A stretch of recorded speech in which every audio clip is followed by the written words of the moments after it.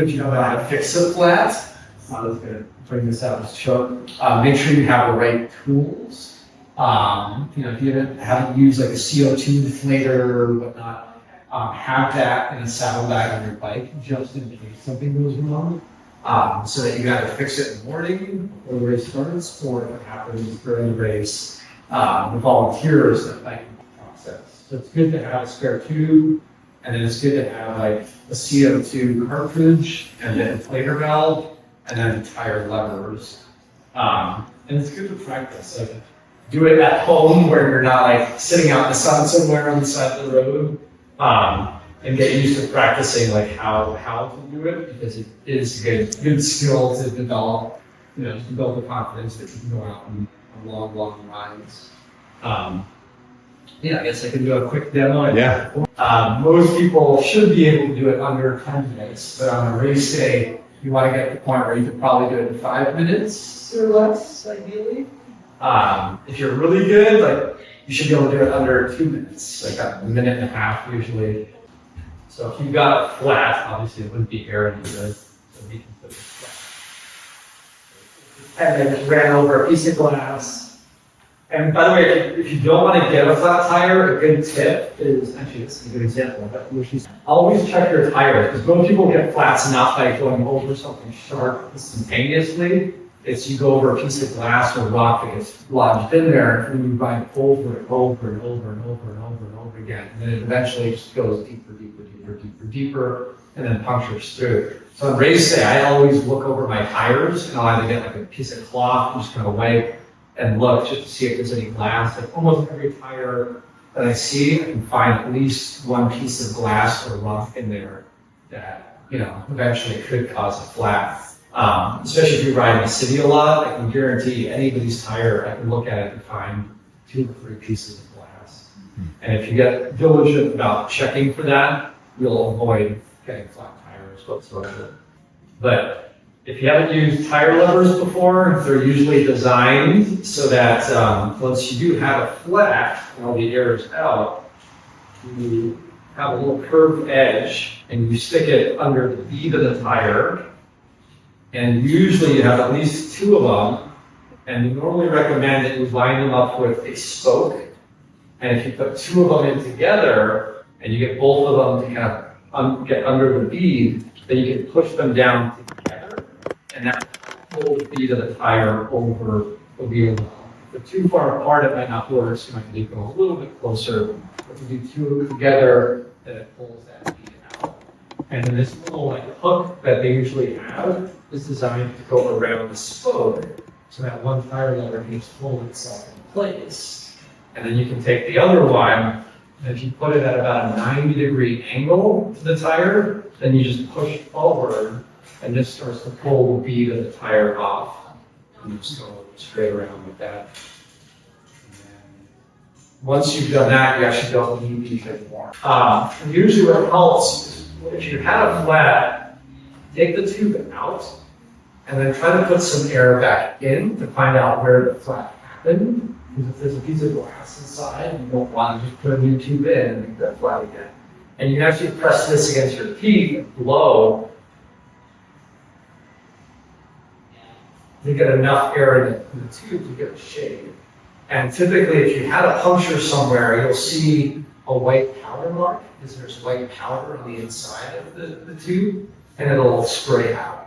So you can kind of find where the hole is, and then if you find like, hey, it's on the outside or it's on the inside, you can then look and see, is it on the inside of the wheel, like if there's something that got stuck on the inside, or is it on the tire? And you can look around, or you can just pick it up and like rub your fingers through it, look around, and just make sure there's nothing in there before you put a new tube back in. Usually I like to leave the tire on, so we take one bead off and leave one bead on, and then you get a new tube. Ideally, if you have like a hand pump, you can use that, or if you have a CO2 cartridge, you can put that on and spray some air in. Or if you have a blow, you can just put a little bit of air in, just enough to give it shape, because you don't want to put a flat tire back in, or you can end up getting a pinch flat. So once you have a little bit of air in the tube, then find where the valve hole is.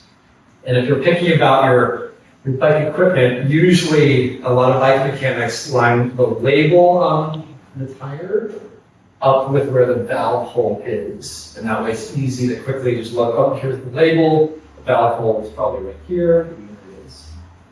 And then when you put it back in, I always recommend doing kind of like a multi-step process.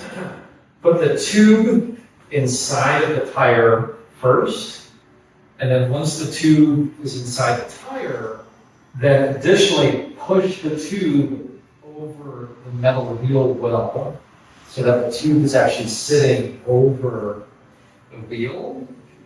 So do that first, and then once the tube is actually sitting over the metal part of the wheel, then finally put the bead back in. And the bead, we always recommend starting at the valve and actually push the valve up to help get the bead to catch. And then push it around with your fingers. If you're on the side of the road or standing, push it against your waist. You can do two hands at the same time to do a little quicker. And then the last part is usually the hardest part. So the real tips for this, at this point, because the tube is kind of in place, you can let a little bit of air out to give you a little more slack. But you can also push the tube against your waist and then pinch and push the excess tire up. And if you push the metal bead to the middle of the wheel, the circumference is a little bit smaller, so you actually get more slack when you pinch and push that excess material up. So if you need to, just do that a couple of times, and that will usually give you a little bit more slack to get the last part up. And then I call it roll and hold. Grab it and roll the tire up, and then hold it with one hand, and then roll and hold with the other hand, and then just pull it back and forth, back and forth, back and forth. If you have gloves on, it's usually a little bit easier, but if you just keep rolling one by one, eventually, even, and this is actually a pretty tough tire, you can get it over. And then you can reinflate it. If you are reinflating with compressed air from a CO2 cartridge, it's important to know that compressed air is just oxygen, and oxygen molecules are a lot smaller than the air we breathe. The air we breathe is 80% nitrogen, which are bigger molecules. So if you use CO2, it will inflate your tire properly, but by the next day, a lot of the oxygen molecules will actually permeate through the rubber. They're so small, those molecules will come back out. And so if the next day you come back and you're like, oh my goodness, I got a flat again. You did not get a flat. It's just that those oxygen molecules came out, and you need to, at least at some point, reinflate it with regular air, with more nitrogen. So just know that in case you use CO2. Now, a lot of people are like, oh man, I thought I fixed it, and now it's flat again. No, it's just the air.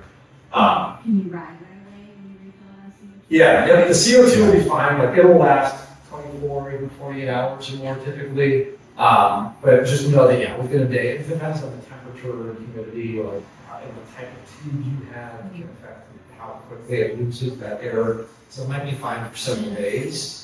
But yeah, definitely for at least, the rest of the day, you'll be fine. But it's just, by the next day, you'll look good. And if you have a washer, always put the washer on first before you push the CO2 valve on, because you don't want to push the valve up against the inside of the tire and pushing air in. So usually you'll see this little washer on there, a little place. But does anyone want to try to do it themselves? Sweet.